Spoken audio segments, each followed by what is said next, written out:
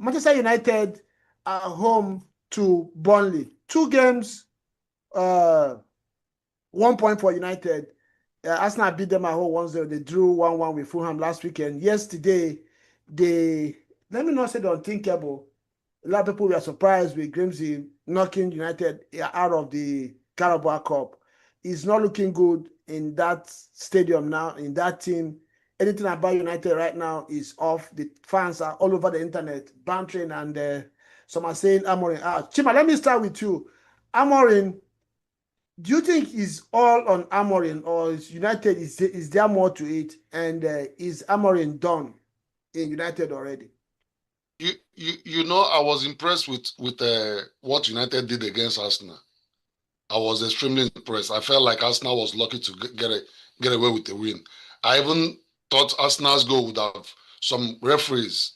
With my referee knowledge, I would have ruled out a foul on the keeper, you know.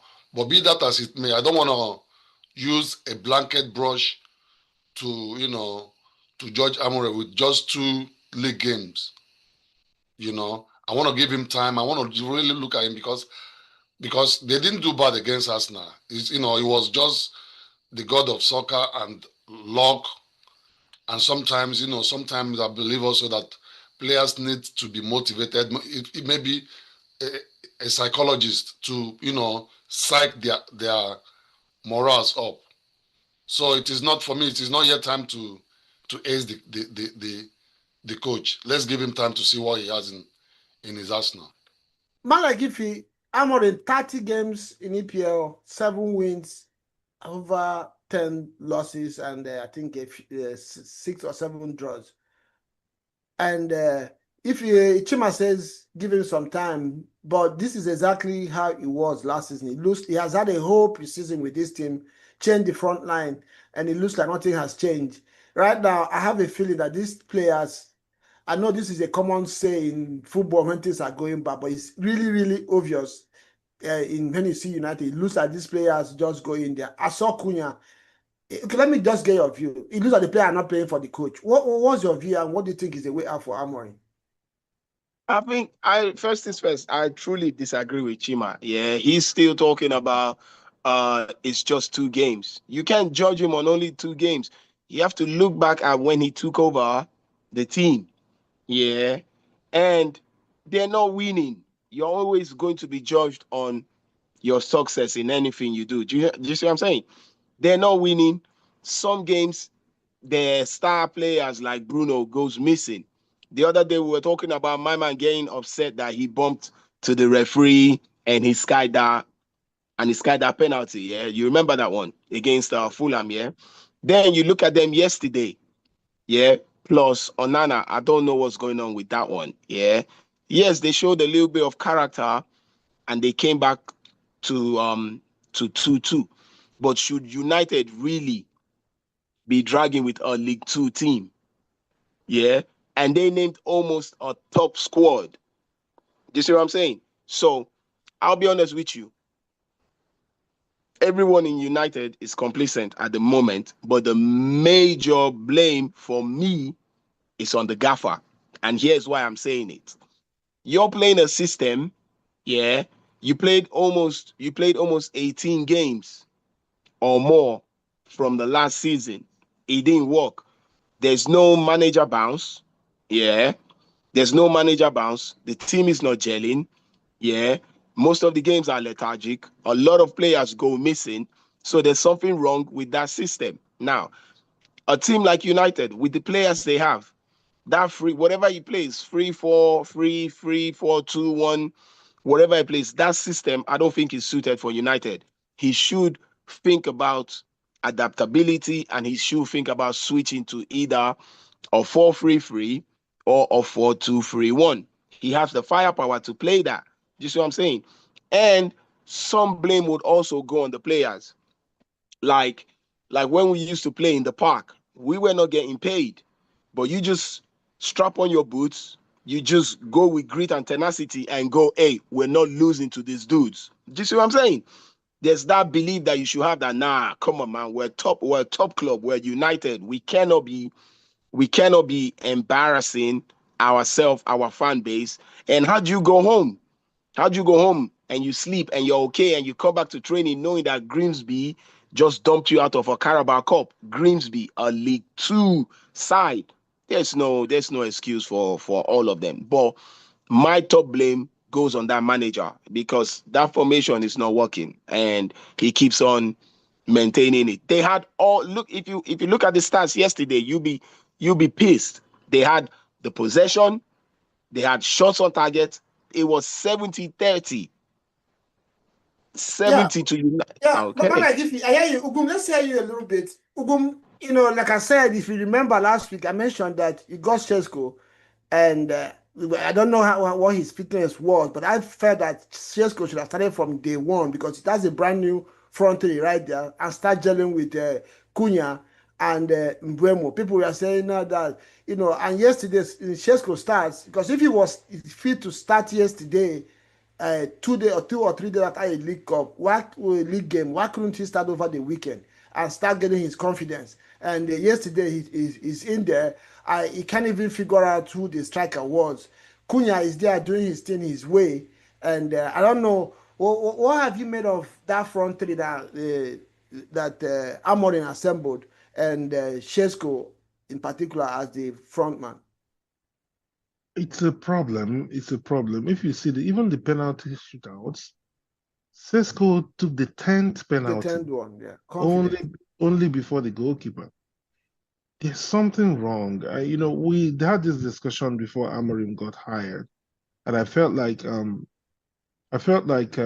United, their team planning has left a lot to be desired, and I felt they needed a change in hierarchy from director of football to all that. And they did that. They changed director of football, changed the backroom staff, and then they went on and hired a coach, right?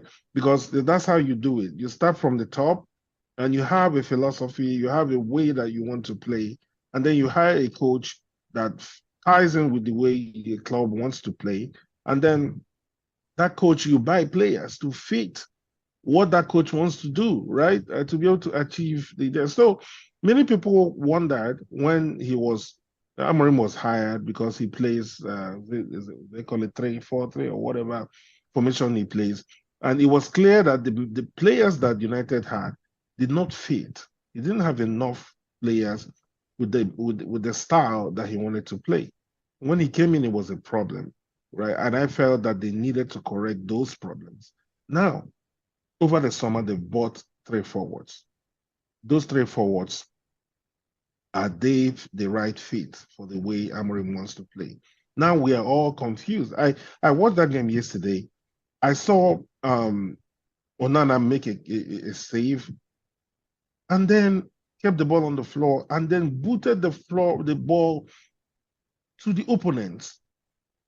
Just from his 18-yard box, dropped the ball on the floor, just cleared it off to the opponent. I'm like, even where we play in Green Eagles on Saturday, yeah, you could string 3, 4, 5 passes together, and you see some progressive play. You see some kind of pattern in place. But watching United yesterday, I couldn't see what they were trying to do, and it's been like that. Yeah.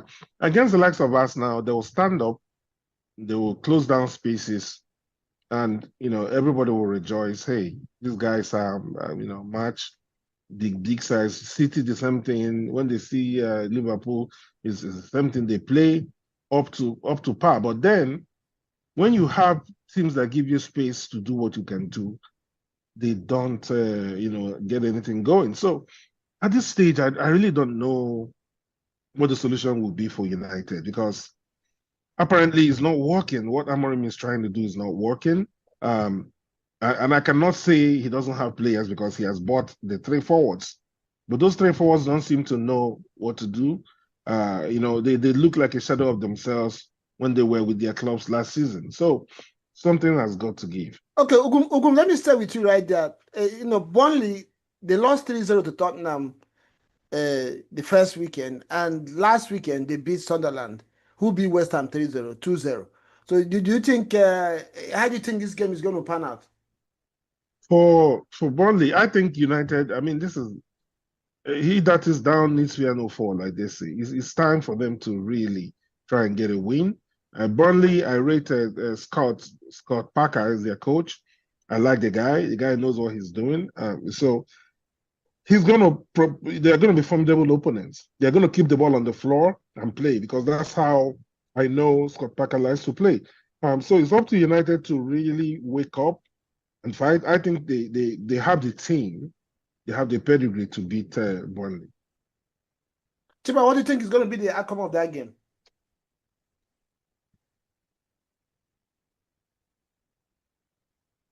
Chima, are you there? I think Chima is on mute. I think Chima is on mute. Okay, let's go with Tufi. How do you think that game is going to pan out? I mean, with United, the Devils, I don't know, they're no longer Red Devils. and the devil in the detail says that I'll be honest with you. I think Burnley might even do them dirt. I'm looking at Burnley.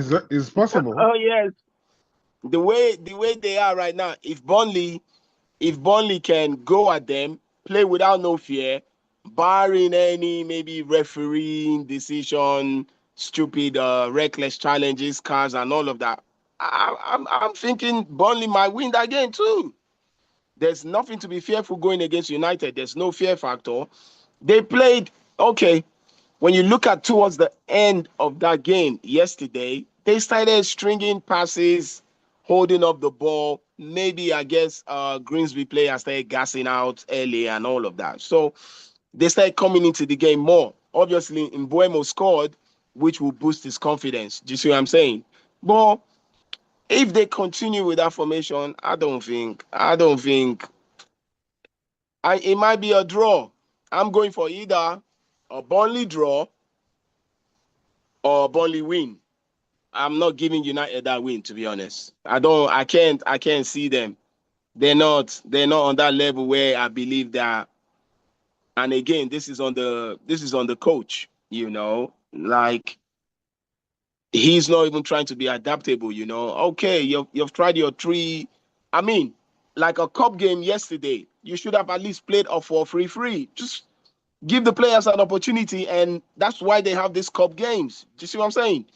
You test different skills, different patterns, different players, different formations. That's why it's a cup game, And if we going back to other managers, yeah, for cup games, they use like their young squad or players coming up. Do you see what I'm saying? But they named a decent squad, and they still lost. So I don't know. For me, first of all, this game is at Old Trafford, and it might give United some edge, and I see this game maybe a draw, or Burnley might even win. Like you guys have mentioned, it looks very obvious that the confidence now in United is on the floor, and the coach is not backing down in what he's doing. It looks like these players are not buying into it. That front three, they have quality, obviously, but there's no pattern. It looks like everybody, especially Cunha, and I said this before the season started, and some United fans were telling me because I'm an Arsenal fan and I'm beefing them. I said, no, Cunha is a player that, watching him in Wolves, the reason why he has said in Wolves is because he had the freedom to do whatever he liked, and it worked for him the way he likes to play football. He's a player that likes freedom. So coming to United, we are probably he has to play certain type of way. I don't think he's going to pan out, and he's playing from the wings. So you can see he's trying, he's fighting, and he looks like he's fighting for himself. He wants to get his goal, he wants to do well.